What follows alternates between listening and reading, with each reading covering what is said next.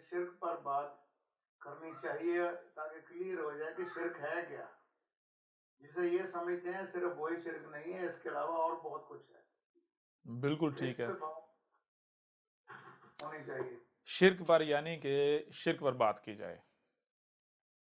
جی میں بند کر دیتا ہوں اس لیے کہ بچے شور کر رہے ہیں، میں ڈسٹربنس نہیں چاہ رہا، تو ٹھیک میں ہے. نے تو صرف یہ ہنٹ دیا تھا. جی چلیں ٹھیک ہے، ہم پہلے شرک پر بات کرتے ہیں پھر باقی موضوعات پر اس کے بعد آتے ہیں. تو ہم کوشش کرتے ہیں شرک پر ہم آج اس طرح سے بات کریں کہ جو کم سے کم عقل ہے اس کی عقل میں بھی بات آ جائے. یعنی کہ کوئی یہ نہ کہے جی ہمیں سمجھ نہیں آئی. بالکل سادہ الفاظ میں ہم بات کریں گے. ٹھیک ہے جی. گہرائی میں بھی جائیں گے، ڈیٹیل کے اندر بھی جائیں گے، تفصیل کے اندر بھی جائیں گے، لیکن پہلے ہم اس طرح بات کریں گے کہ بالکل سادہ اور آسان الفاظ میں ہم بات کریں گے. اس طرح بات کریں گے کہ ہر ایک کو آسانی سے سمجھ آ جائے. یعنی کہ ہم اس پیٹرن، اس زاویے پر رہتے ہوئے بات کریں گے جو زاویہ لوگوں کے اندر چلا آ رہا ہے، ایک مذہبی جو فارمولہ ہے، طریقہ ہے. ٹھیک ہے جی. تو اس کے لیے دیکھیں سب سے پہلی بات یہ ہے کہ آپ اللہ، رب، گاڈ، ایشور کسے کہتے ہیں؟ جی اللہ، رب، گاڈ. یا مثال کے طور پر اس وقت اگر ہمارے مخاطب مسلمان ہیں، ہر وہ شخص جو اپنے آپ کو مسلمان کہتا ہے تو وہ مانتا ہے جی شرک جو ہے وہ سب سے بڑا گناہ ہے. اللہ جو ہے وہ ہر گناہ، ہر جرم معاف کر دے گا، لیکن یہ جو شرک ہے اس کی کوئی معافی نہیں. ٹھیک ہے جی. وہ شرک کیا ہے وہ پتہ ہی نہیں، اب اس طرح واضح ہو جائے گا. تو اس میں سب سے پہلی بات یہ ہے کہ ہم نہیں بات کرتے بھائی اللہ کیا ہے. حالانکہ پہلے تو یہ واضح ہونا چاہیے اللہ کیا ہے. جب تک آپ کو پتہ نہیں ہوگا اللہ کیا ہے تب تک آپ جان ہی نہیں سکتے کہ شرک کہتے کسے ہیں. اس کے باوجود ہم ابھی اس وقت اللہ کے اوپر بات نہیں کریں گے، ہم براہ راست شرک کے اوپر آئیں گے. کیوں ہم اللہ پر بات نہیں کریں گے؟ ہم اس وجہ سے اللہ پر بات نہیں کریں گے کہ ہم وہ مذہبی جو پیٹرن ہے اس کے اوپر رہتے ہوئے بات کرنے جا رہے ہیں. ٹھیک ہے نا. تو اس کے لیے ضروری نہیں ہے کہ ہم پہلے اللہ کے اوپر بات کریں. اللہ کیا ہے، کون ہے، کیسا ہے، اللہ کے بارے میں جو بھی نظریات پائے جاتے ہیں وہ سب اپنی جگہ. اللہ کیا ہے، کون ہے، کیسا ہے، یہ سوال اپنی جگہ.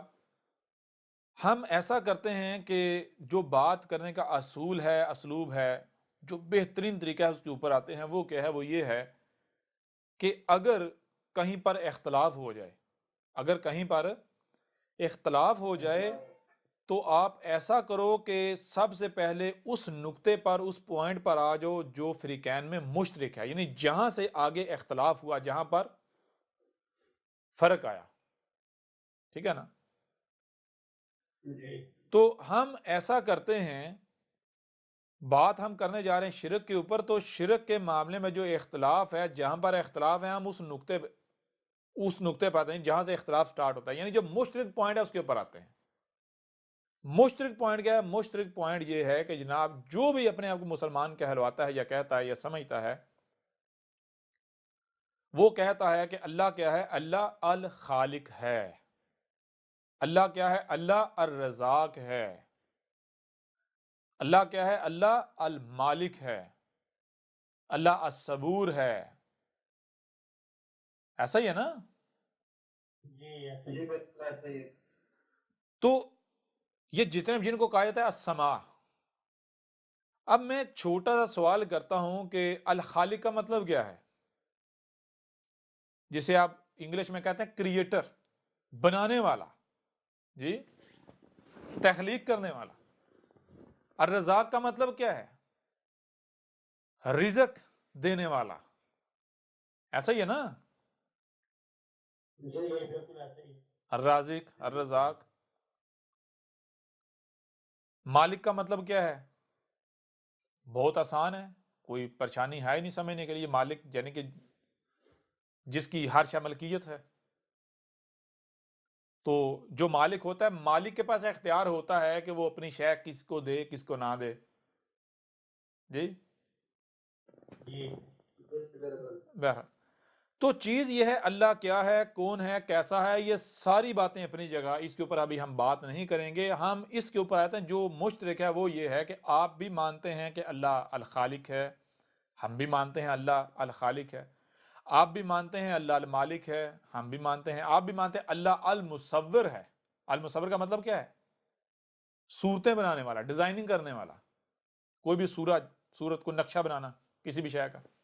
ہم بھی مانتے ہیں اللہ المصور ہے، یعنی جو السماء ہے. تو اب ذرا غور کیجئے گا، دوسری طرف کیا آپ یہ نہیں مانتے کہ اللہ جو ہے وہ سبحان ہے؟ سبحان کا مطلب کیا ہے؟ پاک ہے. کس سے پاک ہے؟ نیگیٹیوٹی سے، خرابی سے، عیب سے، نقص سے. ٹھیک ہے نا؟ اب ذرا غور کریں کہ اللہ جو ہے اگر کچھ خلق کرتا ہے، اللہ اگر کچھ خلق کرتا ہے تو کیا اللہ اس میں کوئی عیب چھوڑے گا، عیب رکھے گا، عیب در خلق کرے گا؟ اس میں کوئی خامی، کوئی خرابی، کوئی کجی، کوئی کوتاہی برتے گا، کرے گا؟ نہیں.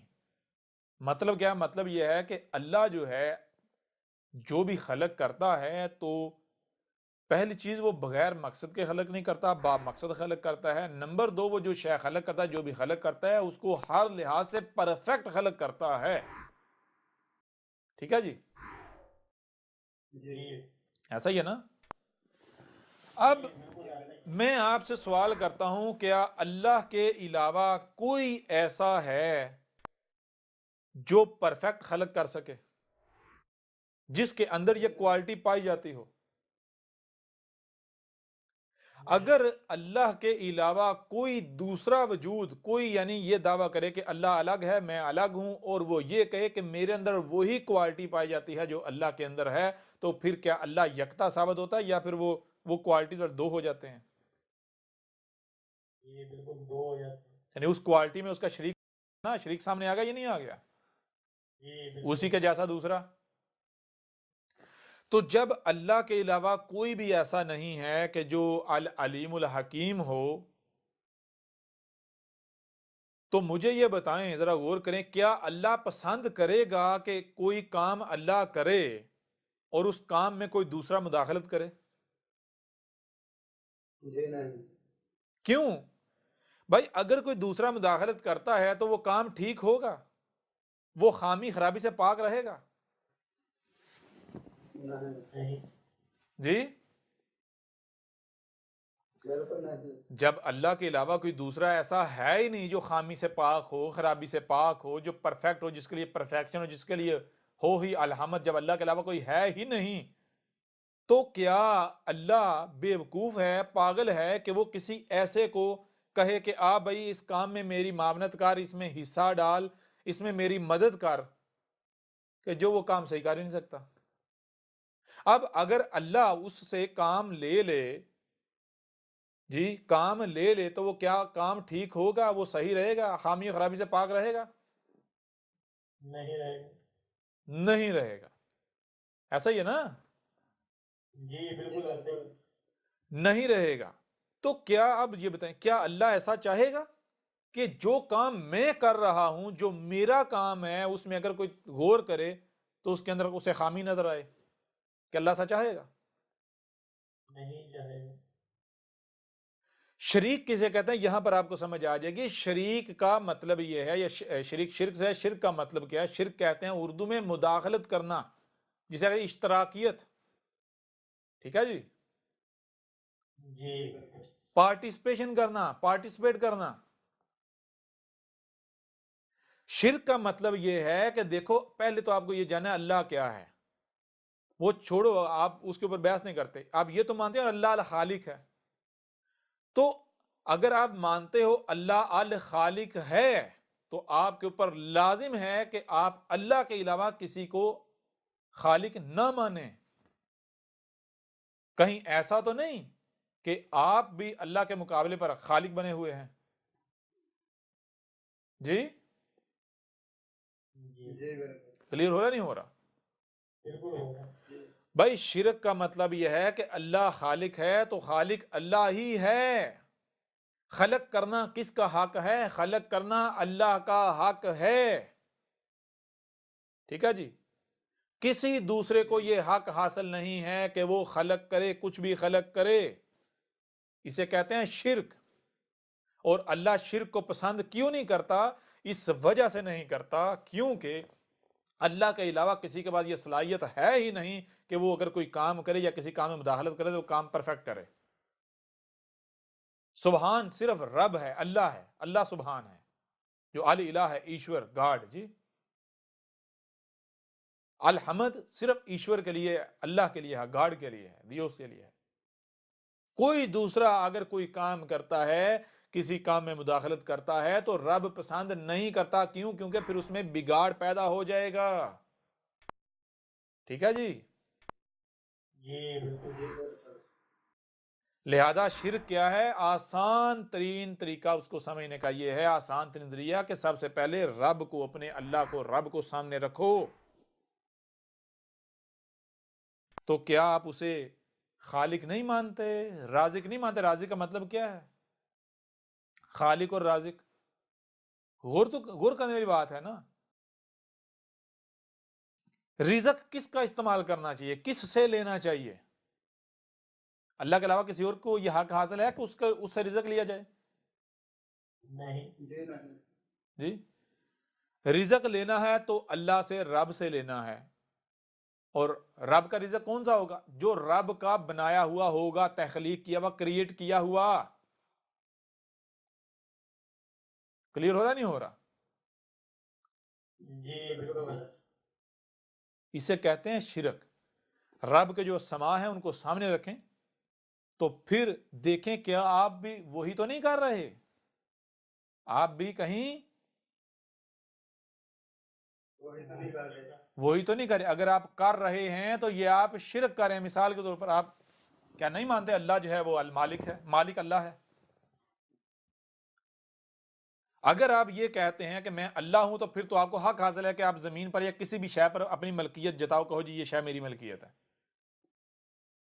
اگر آپ مانتے ہو کہ میں اللہ نہیں ہوں، میں رب ایشور نہیں ہوں، تو پھر آپ کو قطعاً یہ حق حاصل نہیں ہے کہ آپ اس زمین کے ایک چپے پر بھی یا ایک رائی برابر یا ایک ذرے کے اوپر بھی یہ دعویٰ کریں کہ یہ میری ملکیت ہے. اگر آپ دعویٰ کریں گے تو آپ شریک بن بیٹھیں گے. کیوں؟ کیونکہ جب ایک شے کے اوپر آپ قبضہ جما کر بیٹھ جائیں گے تو رب نے جس مقصد کے لیے اس شے کو وجود میں لایا ہے، آپ قبضہ کر لیں گے، رب اسے اس مقصد کے استعمال کرے گا، کر پائے گا؟ جی نہیں.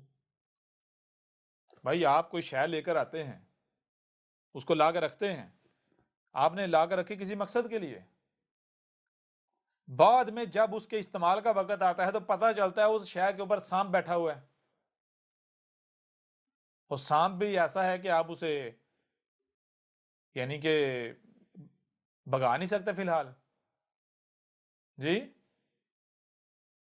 تو جی. کیا ہوگا؟ وہ شے آپ استعمال کر پائیں گے؟ کام ٹھیک ہوگا؟ نہیں کر پائیں گے.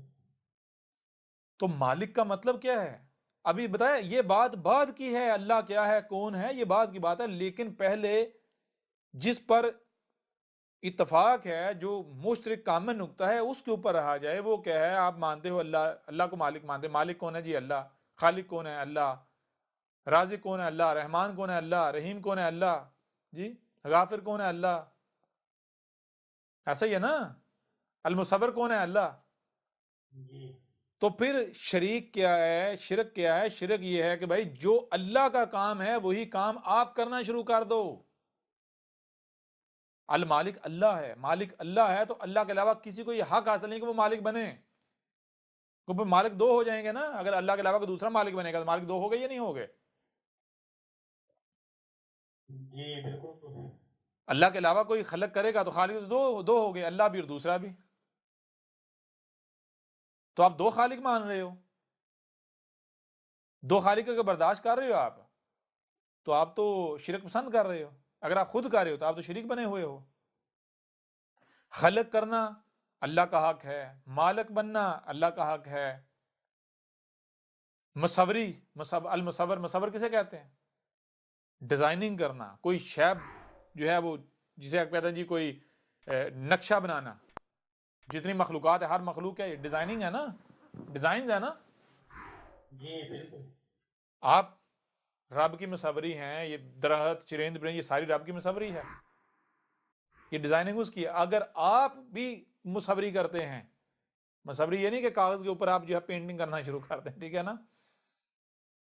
جی بات سمجھ آ رہی ہے نہیں آ رہی؟ جی آپ اگر درخت کی تصویر بنا رہے ہیں تو وہ آپ مصوری نہیں کر رہے، وہ مصوری آلریڈی ہو چکی ہے، آپ تو کاپی کر رہے ہیں، نقل کر رہے ہیں. مصوری کیا ہے؟ ایک نیا وجود جو ہے اس کو ڈیزائن کرنا، ایک نئی ڈیزائننگ کرنا. ایک ڈیزائن ایگزسٹ نہیں کرتا، وہ ڈیزائن لے کر آنا. احمد عیسیٰ کون ہے؟ کیا آپ احمد عیسیٰ کو جانتے ہیں؟ احمد عیسیٰ وہ ہے جس نے ان باتوں پر سے پردہ اٹھایا ہے جس پر آج ہر کوئی اختلاف کر رہا ہے. حق اور باطل کی پہچان اب انتہائی آسان. آج ہی الکتاب کو ڈاؤن لوڈ کریں. مزید ویڈیوز کے لیے احمد عیسیٰ کے یوٹیوب چینل کو وزٹ کریں اور چینل کو سبسکرائب کرنا مت بھولیے گا.